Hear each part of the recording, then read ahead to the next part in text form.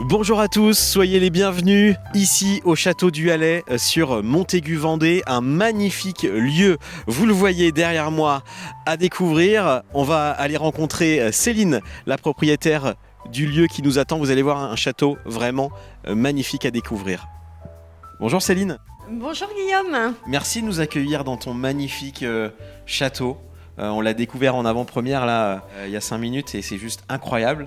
Et vous allez avoir la chance de le découvrir justement en images puisqu'on va aller le visiter dans quelques instants. Déjà Céline, tu peux nous parler un petit peu de l'histoire de ce château ? Alors c'est un château qui a été construit en 1796 par un comte et une comtesse. Ensuite, il a été habité par plusieurs familles différentes, dont notamment une famille avec 13 enfants. Il a été toujours plus ou moins fermé au public, château privé. Et donc, nous, aujourd'hui, on essaye de le mettre en vie pour les locaux, tout le monde. C'est un château qui est vraiment magnifique et qui mérite d'être connu. Et qui est très très bien conservé. Donc un château privé qui n'était vraiment pas connu de la population locale. Non, vous en êtes vraiment rendu compte en fait ? Oui, tout à fait. On est arrivé il y a 1 an et demi. Et en fait, en arrivant, on a dit aux gens autour de nous, les commerces, etc., on était les nouveaux propriétaires du château du Hallet. Et on s'est rendu compte que personne ne connaissait ce château. Ça nous a surpris sur le coup. Après, on s'y est habitué. Et en fait, aujourd'hui, c'est notre volonté de le faire connaître au plus grand nombre. Voilà, on est à Montaigu-Vendée, on est à Boufféré et vous avez, je crois, 11 hectares sur le domaine. C'est juste incroyable. Et le château, il fait, lui, combien à peu près en superficie ? Alors, le château entièrement, il a 4 niveaux. Donc, un entresol, un rez-de-chaussée, un premier, un deuxième étage. Et il y a 300 mètres carrés par niveau. Voilà, il y a différents niveaux justement. Tu peux nous expliquer un petit peu les différents niveaux, à quoi ça représentait à l'époque, notamment pour les familles ? Oui, à l'époque, en fait, l'entresol était en fait la cuisine du château avec l'arrière-cuisine. Les cuisiniers vivaient à l'entresol dans des chambres. Au rez-de-chaussée, les salons d'apparat. Au premier étage, les chambres des hôtes sur place. Ouais. Et au deuxième étage, c'était les chambres du personnel. D'accord. Et il y a même une famille, je crois, avec 13 enfants qui a vécu ici, c'est ce que tu nous disais ? Exactement, c'est incroyable. Et donc, du coup, il y avait plein de petites pièces qui aujourd'hui sont des salles de bain. À l'époque, les salles de bain n'existaient pas. Et c'était des chambres d'enfants. D'accord. Et pendant la guerre, je crois, ça a été occupé aussi par les Allemands. Ça a été occupé quelques années par les Allemands. Ils ont quand même très bien conservé le lieu. Voire même refait des rénovations dans ce lieu. D'accord. Donc voilà. Très bien. Et tu nous disais, alors, vous êtes arrivé il y a 1 an à peu près, mais vous faisiez quoi avant ? Parce qu'on on se décide pas du jour au lendemain, tiens, on va acheter un château. Eh bien écoute, en fait, ça s'est presque fait comme ça. Ouais. C'est-à-dire que moi, avant, j'étais conseillère bancaire. Ensuite, assistante maternelle, rien à voir. Et Olivier, mon mari, donc, il est ingénieur en informatique. On a d'abord fait le chemin inverse, c'est-à-dire que nous sommes allés passer 1 nuit ou 2 dans un château près de chez nous, en chambre d'hôte. Ça nous a beaucoup plu, c'est vrai que c'est quelque chose, moi c'était un rêve de petite fille, d'avoir un jour un manoir, voilà. Mais, je pense qu'on a tous ce rêve-là. Voilà, tout à fait. Donc c'était bien un rêve. Et puis voilà, on a eu cette opportunité-là d'aller dormir dans un château. 15 jours après, on n'avait rien à faire, on est retourné dans un autre château qui lui était plus comme celui-ci, parce que la première fois, en fait, pourquoi on n'a pas eu le déclic, c'est que la première fois, il était habité par des héritiers.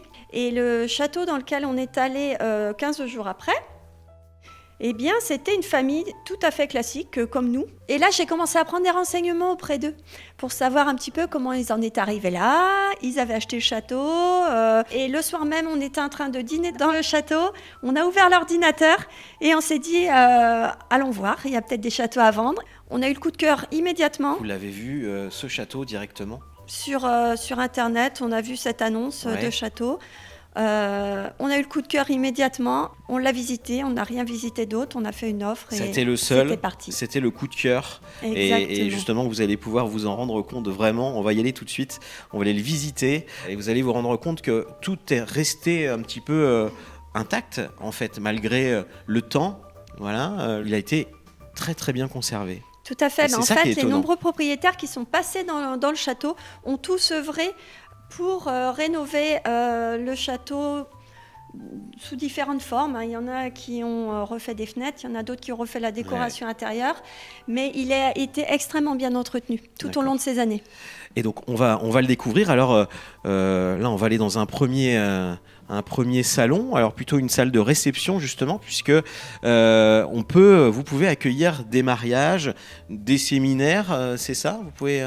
Tout à fait. En fait, on accueille déjà des réceptions en tout genre. Ça peut être des anniversaires, des réceptions de famille, les séminaires et puis les mariages pour les plus grosses réceptions. Et puis après, tout le domaine s'y prête avec différents salons, différents espaces. De nombreuses pièces, on va le découvrir. Donc cette première pièce, déjà, quand vous êtes arrivé, j'imagine, ça a été déjà de se dire, c'est hyper bien conservé, les teintures, vraiment, tout est magnifique et c'est fait avec goût, quoi, en fait. Oui, tout à fait. Et c'est vrai qu'on a vraiment eu le coup de cœur pour cet aménagement. C'était vraiment le style qu'on recherchait parce que ça fait vraiment un style château. Aujourd'hui, il y a beaucoup de châteaux où en intérieur, on se retrouve plus dans un très bel hôtel que dans un château réellement, ce qui est très bien également, mais ce n'est pas ce qu'on recherchait. Nous, on recherchait vraiment à ce que les gens qui arrivent ici se retrouvent vraiment complètement hors du temps, le temps d'un week-end, le temps d'un séjour, et que vraiment ils soient dans une bulle temporelle. Comme je te disais, on voyage dans le temps clairement. Quand on rentre, on peut apercevoir d'ailleurs le blason aussi de la première comte et comte et comtesse, voilà. Voilà, tout à fait. Le L et le R, alors vous pourrez le voir en image, mais qui est très très bien conservé aussi sur le sol. Voilà, tout à fait. C'était les familles Landreau et Rortet. Landreau et Rortet. Oui, tout à fait. Donc la première famille arrivée ici dans ce château en 1796. 96. Voilà, ça commence à faire. Très bien. Voilà. Cette première salle avec le salon. On va entrer tout de suite dans ce magnifique salon aussi avec déjà du mobilier, Céline, qui était déjà en place en fait quand vous êtes arrivée. Exactement. Donc l'avantage, quand on est arrivé, on a eu très peu de travaux et on a pu exploiter très rapidement du fait que le château était vendu avec le mobilier. Donc vous voyez les couleurs, tout a été bien respecté. Voilà, une couleur par pièce. Tout à fait. Et c'est vrai que du coup, c'est comme ça qu'on les nomme, le salon rouge, le salon jaune, exactement. le salon vert. C'est facile de les appeler. Voilà, donc ce salon, on va aller dans une autre pièce maintenant. Suivez-nous, toujours en mode déambulation avec Céline, la propriétaire du lieu de ce magnifique château du Hallet. Avec un autre petit... j'ai déjà l'impression d'être à la maison, là, Céline. Eh ben, c'est bien, c'est ce qu'il faut. On s'y sent En bien. fait, exactement. Et c'est vraiment ce qu'on voulait faire ressentir aux gens, parce qu'on veut que ce soit un lieu convivial, vraiment harmonieux, convivial, que les gens s'y sentent comme à la maison. J'imagine. On peut que se sentir bien ici. Donc là, un petit salon encore où on peut, pour des séminaires justement, accueillir des petits groupes dans les différentes salles au rez-de-chaussée. Exactement. Donc, étant donné qu'il y a 3 salons au rez-de-chaussée, suivant le nombre de personnes à accueillir, faire des petits groupes, ça peut commencer en plénière, après faire des groupes par salle. Voilà. Et puis on va aller voir forcément les chambres d'hôtes parce qu'elles sont juste magnifiques. Dont une, je vous laisse la surprise, on va aller la découvrir tout de suite avec Céline. Suivez-nous, on va emprunter le magnifique escalier aussi. On arrive à l'étage, on se rend compte aussi que là encore, tout est bien conservé. Pour le coup, en ce qui concerne l'entrée du premier étage, ça c'est notre touche à nous. Ça c'est vous, il faut le dire.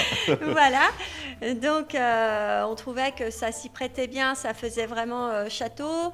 Les tons étaient vraiment sympa. Donc on a eu voilà, le coup de cœur pour ces grandes tapisseries.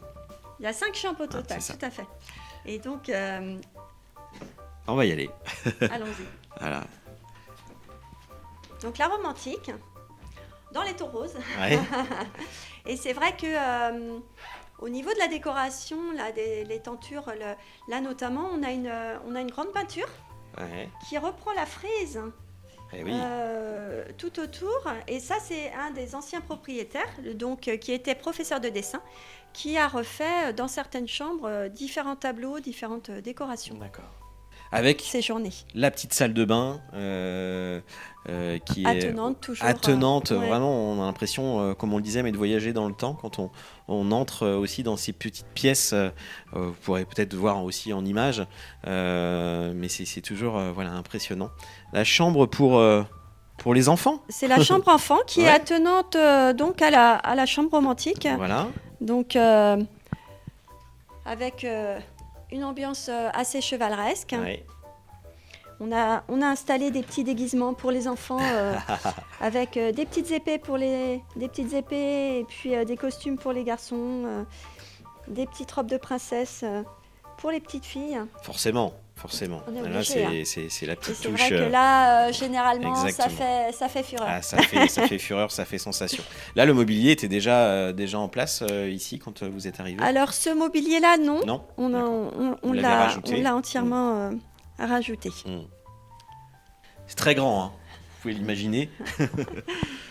Et donc là, on arrive dans une autre ambiance médiévale. Ouais, avec vraiment les couleurs qui correspondent, et ce lit, on a vraiment envie de s'allonger dedans. Tout à fait. C'est vrai que ça faisait partie en fait des choses qu'on a refaites dès l'entrée dans le château, c'est de refaire entièrement toutes les literies pour que ça allie vraiment le confort avec l'authenticité des lieux. Tout est bien fait. Tout est fait avec goût, dans le détail. Et là, derrière cette petite porte, vous avez une magnifique petite salle de bain. Voilà, on n'imagine pas, hein, on a l'impression d'être dans le mur là en fait, mais non, vous avez une petite porte ici. C'est juste incroyable. Allez voir ça. Voilà, est-ce que Liam, notre cadreur, peut rentrer avec sa caméra? Eh bien oui, c'est possible. Vous voyez, petite salle de bain avec l'armurerie. Petite salle de bain surélevée, voilà. Voilà, tout à fait. Encore un style très atypique. Hein. Exactement, magnifique. Voilà, et ça a été rénové par vous, Céline. C'est ça, voilà. J'ai refait entièrement toute la salle de bain. On a du mal à faire son choix hein, quand on voit toutes ces chambres. Oui, c'est vrai que... Laquelle choisir? Il y en a pour tous les goûts. Oui, tout à fait. Allez, on continue. Alors, on a des plus ou moins grandes chambres, mais avec toute façon un charme et une décoration spécifique. Donc celle-ci, c'est la chambre... La vénitienne. Vénitienne. Parce que justement, on a sur les murs, Céline, des toiles, comment on appelle ça? Oui, c'est ça, oui, des toiles, des peintures réalisées par toujours le professeur de dessin. Ce sont des toiles ton sur ton qui sont réalisées vraiment pour détendre, apaiser.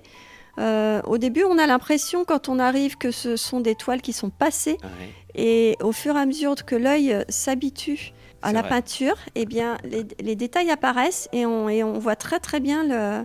On commence à voir, là je vois les gondoles justement, enfin Venise quoi. Ouais, c'est ça, on est sur un canal et c'est assez impressionnant. C'est impressionnant. Alors je pense que à l'image, vous aurez peut-être pas la même vision et la même sensation, mais c'est vraiment c'est bluffant. Donc d'où le nom, la vénitienne pour cette chambre. On voyage à Venise aujourd'hui. Exactement. Et puis la dernière. Et puis on va terminer par ma préférée. Attention, avec la petite cerise sur le gâteau. Donc ça c'est la chambre, Céline. La royale. La royale. Celle-ci, elle est vraiment royale, c'est le cas de le dire. Elle est magnifique, je la trouve vraiment très très belle. Et là, on se prend au jeu avec la baignoire aussi que vous allez voir. Oui, là, on a vraiment eu cette envie de créer un espace directement dans la chambre avec la jolie baignoire, l'espace vraiment salle de bain, l'espace sauna, l'espace bien-être intégré et tout ça dans la même pièce. On peut se poser, prendre un petit apéritif dans les canapés et puis après... Là, c'est presque un appartement. Hein. Oui, voilà, c'est ça. Là, dans tous les cas, avec le petit salon. Et oui, vous avez décidé d'installer un petit sauna, justement, pour que ce soit très confort aussi et très relaxant pour les occupants. C'est ça, voilà, des lieux. Oui, tout à fait. Mais c'est l'idée. Hein. Et puis, ce qui est intéressant, c'est que vous n'aurez jamais de vue sur une maison, sur une route. Vrai. On est vraiment hors du temps. Vraiment. On est vraiment hors du temps, exactement. On n'a pas la vue sur des... Et justement, après, on va aller voir, Céline, l'extérieur. Oui. Donc, on le disait, 11 hectares avec une chapelle aussi. Oui. Elle date de 1900 parce que, en fait, c'est au décès du propriétaire. Il avait mis dans son testament que pour avoir l'héritage, il allait falloir créer une chapelle avant 1900. Et sinon, ils n'avaient pas le droit à l'héritage. Ils n'avaient pas le droit à l'héritage. Et du coup, ça a été fait en 1900. Par obligation. Exactement. Et ensuite, ils ont créé l'orangerie pour le mariage. Pour le mariage. Donc le premier mariage a été célébré en 1950 dans l'orangerie. On va aller voir tout de suite la chapelle et l'orangerie. Suivez-nous. Donc Céline, on se retrouve devant l'orangerie. Oui. Voilà, là où était célébré le premier mariage, on le disait, en 1950. Voilà, et qui vous sert aussi maintenant, justement, pour des mariages aussi. Alors de salle de réception également. On a fait tout l'été jusqu'à fin octobre, on a réalisé des brunchs de juin jusqu'à fin octobre et c'était vraiment très sympathique. Ça a fait découvrir aussi le lieu à tous les locaux qui connaissaient pas. Alors là, c'est un petit peu mais c'est l'automne. On est en arrière-saison. Exactement. Arrière-saison, donc du coup, là pour le moment, on est en stockage. Mais c'est une grande orangerie qui est vraiment très agréable pour les mariages, pour les réceptions, pour différents événements qu'on va mettre en place encore par la suite. Et on peut faire vraiment de l'intérieur-extérieur sur le terrain en ouvrant les deux grandes portes-fenêtres et qui nous permet vraiment d'avoir un espace très très agréable et convivial. C'est très agréable, très lumineux, forcément lumineux avec cette vue sur le château. Donc ça donne des idées pour des événements. Oui, tout à fait. Elle plaît beaucoup cette orangerie. C'est vrai qu'il y a énormément de potentiel. On va aller voir la chapelle tout de suite ? Allons-y. Voilà, nous y sommes devant cette magnifique chapelle, très bien conservée. On va rentrer tout de suite et tu vas nous expliquer un petit peu ce qu'on y trouve. Des magnifiques vitraux aussi. Tout à fait, oui. C'est extrêmement rare d'avoir des vitraux de scène dans une chapelle privée. Généralement, les vitraux de chapelle privée, ce sont des losanges, des rectangles, des choses comme ça. Et là, nous avons des vraies scènes religieuses avec de magnifiques vitraux. Et même la chapelle en tant que telle, vraiment des...